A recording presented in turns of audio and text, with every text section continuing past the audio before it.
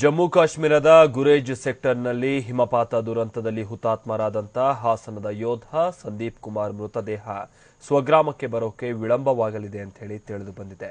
ಹವಾಮಾನ ವೈಪರೀತ್ಯ ಹಿನ್ನೆಲೆಯಲ್ಲಿ ಹುತಾತ್ಮ ಯೋಧನ ಪಾರ್ಥಿವ ಶರೀರ ಇನ್ನೂ ಆರ್ಮಿ ಬೇಸ್ ಕ್ಯಾಂಪ್ನಲ್ಲೇ ಇದೆ. ಹೀಗಾಗಿ ಸಂದೀಪ್ ಅವರ ಪಾರ್ಥಿವ ಶರೀರ ಅವರ ಸ್ವಗ್ರಾಮಕ್ಕೆ ಬರೋದು ಕೊಂಚ ವಿಳಂಬವಾಗಲಿದೆ ಅಂತ ಹೇಳಿ ತಿಳಿದು ಬಂದಿದೆ.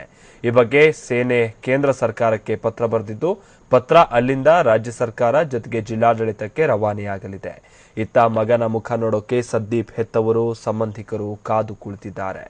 ಜಮ್ಮು ಕಾಶ್ಮೀರದ ಗುರೇಜ್ ಸೆಕ್ಟರ್ನಲ್ಲಿ ಜನವರಿ 25ನೇ ತಾರೀಕಿನಂದು ಸೇನಾ ಕ್ಯಾಂಪ್ ಮೇಲೆ ಸಂಭವಿಸಿದಂತ ಹಿಮಪಾತದ ಸಂದರ್ಭದಲ್ಲಿ 15 ಯೋಧರು ಹುತಾತ್ಮರಾಗಿದ್ರು.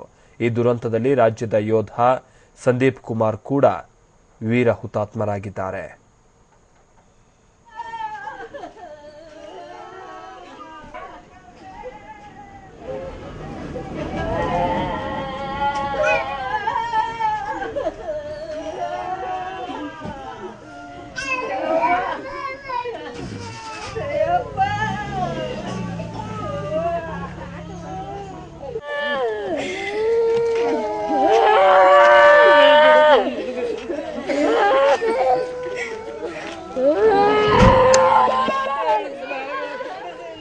ಮೊನ್ನೆ 25ನೇ ತಾರೀಕಿನಂದು ಜಮ್ಮು ಕಾಶ್ಮೀರದಲ್ಲಿ ಹಿಮಪಾತ ಸಂಭವಿಸಿತ್ತು.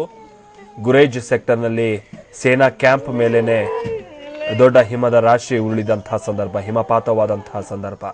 ಈ ದುರಂತದಲ್ಲಿ 15 ಮಂದಿ ಯೋಧರು ಹುತಾತ್ಮರಾಗಿದ್ದಾರೆ. ಇದರಲ್ಲಿ ಹಾಸನದವರು ಕೂಡ ಒಬ್ರು. ಹಾಸನದ ವೀರ ಯೋಧ ಸಂದೀಪ್ ಅವರು ಕೂಡ ಈ ಹಿಮಪಾತ ಆದಂತಹ ಸಂದರ್ಭದಲ್ಲಿ ಹುತಾತ್ಮರಾಗಿದ್ದಾರೆ.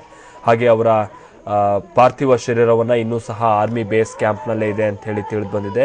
ಹವಾಮಾನ ವೈಪರೀತ್ಯ ಇರುವಂತಹ ಕಾರಣದಿಂದಾಗಿ ಇನ್ನು ಸ್ವಲ್ಪ ತಡವಾಗುತ್ತೆ ಅವರ ಪಾರ್ಥಿವ ಶರೀರವನ್ನ ಊರಿಗೆ ಕಳಿಸ್ಕೊಡೋದಕ್ಕೆ ಅಂತ ಹೇಳಿ ಈಗ ಆಲ್ರೆಡಿ ಸೇನೆ ಕೇಂದ್ರ ಸರ್ಕಾರಕ್ಕೆ ಪತ್ರವನ್ನು ಬರೆದಿದ್ದು, ಕೇಂದ್ರ ಸರ್ಕಾರ ರಾಜ್ಯ ಸರ್ಕಾರಕ್ಕೆ ಆ ಪತ್ರವನ್ನು ರವಾನಿಸುತ್ತೆ. ಆ ನಂತರದಲ್ಲಿ ಜಿಲ್ಲಾಡಳಿತದ